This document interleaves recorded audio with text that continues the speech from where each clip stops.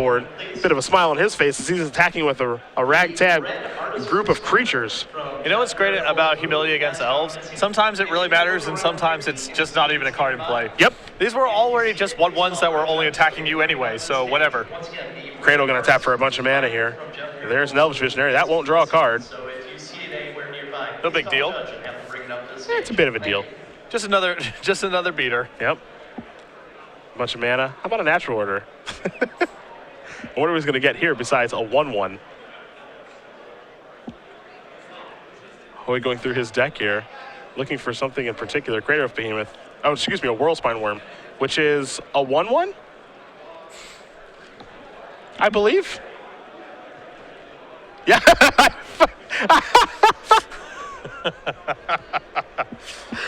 You see them high five about that. They are having a ball. So this is an 11 mana 1/1 with no powers. Yeah. It actually has some powers, but not right now. Yes. Very nice. Yeah. That's really good. Sometimes the early rounds of the Legacy Opens are just a riot.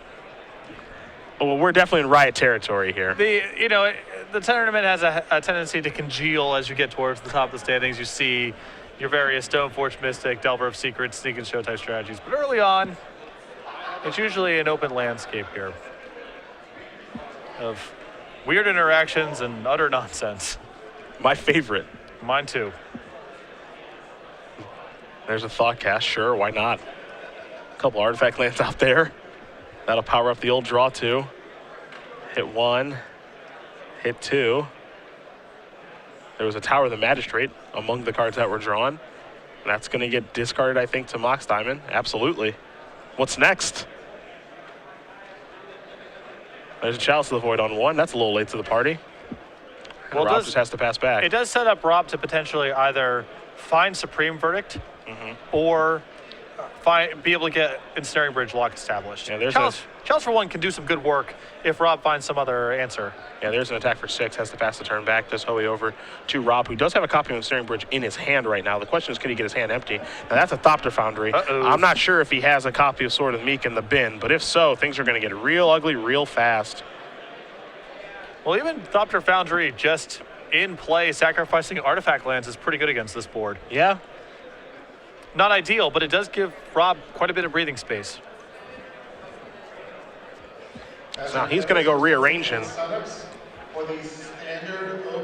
There is Thopter Foundry. The standard open trial is $10 and starts at 3 o'clock.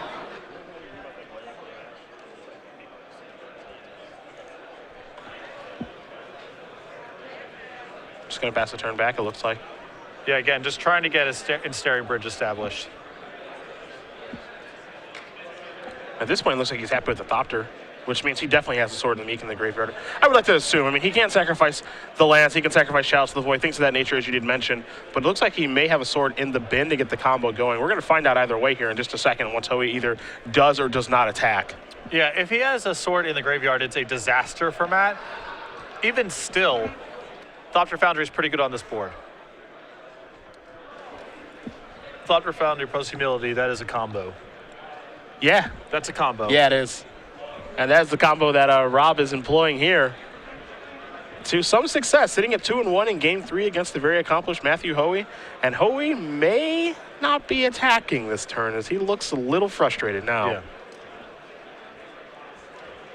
Thinking, what the heck happened here?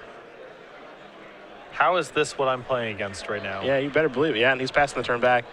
That means I have to believe he's got a sword in the bin, if that's the case. Now, maybe he doesn't want to sacrifice any of the artifact lands that are in play. Maybe he does. Tough to say.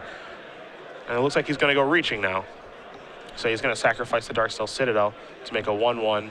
And he's reaching in the graveyard. There is your Sword of the Meek. Yep. It's fun time. Give me those Thopters. I'll tell you what we need. We need someone to win an Invitational and be a Thopter. Okay. That's what we need. Jerry, if he ever comes back, that'll be his job, I think. He's already got Dark Depths. He just needs Thopter now. Yeah. Bang. I could see a robotic flying Jerry. Pretty easy. Super easy. Some steel-colored dye job on his hair. Done and done. This is pretty simple. Yeah.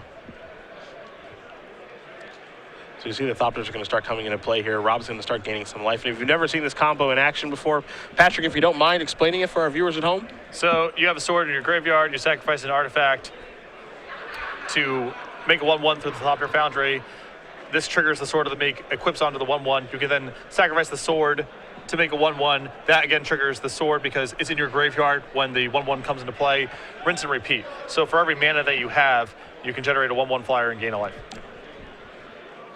And this was a combo that was very, very popular in Extended for a little while. Jerry Thompson actually kind of the brainchild putting those two pieces together, Dark Depths and Vampire Hexmage, along with Thopter Foundry plus Sword of the Meek.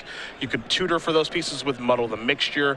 You could also just stumble upon them in your draw steps or with Thirst for Knowledge. So either one of those combos could get the job done. And it was a very, very tough deck to beat because if you needed to kill people fast, you could with the 2020. And if you wanted to go long, well, you could with this unstoppable army of flyers. Yeah, and Rob is establishing a really powerful mixture of Ensnaring Bridge plus the Thopter Foundry, where he can draw a card in his turn, be able to attack with his 1/1s, play the card that he drew because he has sufficient mana, which locks Matt out of attacking on the way back, rinse and repeat.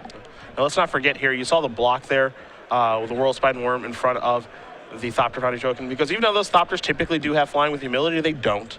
So they're just 1/1s as well. So Hoey can block a bunch of them if he would like to with his 1/1s, but if he's blocking, chances are he's probably losing. So there is, looks like an Engineered Explosives on 1. Yep.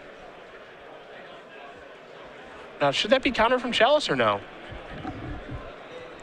Matt's tapping here. Yeah, I mean, I don't think it matters anyway, but there's a chance that should have been countered since he did cast it for 1. But at the end of the day, Rob with his 4-color Thopter deck does defeat Matt Hoey 2-1 via